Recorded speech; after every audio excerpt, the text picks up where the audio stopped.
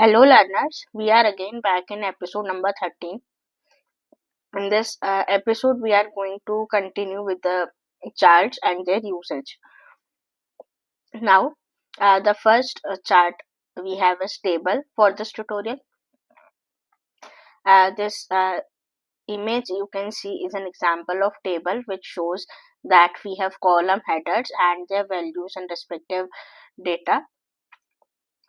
This is the intersection of rows and columns. Rows means horizontal and columns means vertical data, right? Here we used to display some kind of stats and some kind of categorical data, right? So basically we use table to display precise data in a detailed organized grid. Grid means the intersection of rows and columns, and this intersection is called a cell or a grid, allowing for the comparisons of multiple values for a single category or to accept granular data.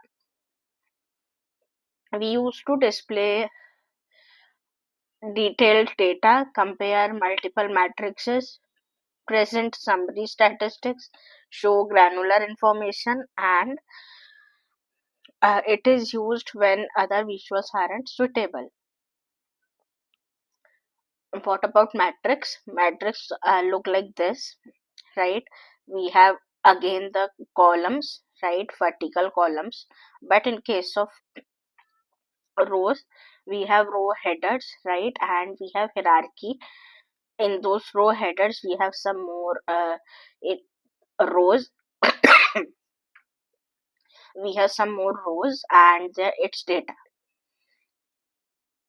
We use matrix chart to display and analyze grouped data, right? For as I told you, this is the row header, and in this header we have subcategories of this data. So this is the grouped data.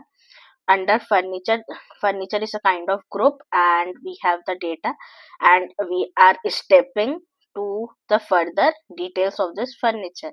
So that is why we are saying analyze group data in a stepped cross tabulated format, right? It is very similar to a pivot table or cross tab. We use a matrix to display performance analysis, financial reporting, customer behavior, hierarchical data display, and cross highlighting. Now next is slicer. It looks like this in the image, right? This image. We have some other different formats also to display the slicer. We use a slicer chart in Power BI to let users interactively filter a report. Interactively filter a report means we have, for an example, we have data in our report for multiple years, but for reading the report, for doing some analysis, we want some kind of filtration. Right, we just, for reading the report, for example, I just want to see the data for a single year, so we can interact in the report by filtering over it, right, without restricting the data in the report. So uh, this is just an example, but we can have slicers for different fields or categories, right? And we can have as many as slicers we can have in the report. We use a slicer to interact exploration, reduce clutter, specific field filtering, hierarchical data display, and modern look. Next is key performance indicator, that is KPI. As the name is suggesting, key performance indicator means it is indicating or highlighting the performance. Performance means we have some kind of goal or target, and how much we have achieved, what is the progress. And this is an example of KPI, how it looks like. Use the KPI chart in Power BI to visualize key performance indicators, displaying current values, trend over time, and progress towards a target. So, it's an example in this visual. We have some goal or target of 14.65 million, but we have achieved 17.37 million, which is greater. That's the reason it is showing plus 18.55%. That means we have achieved this much of percent more than our target.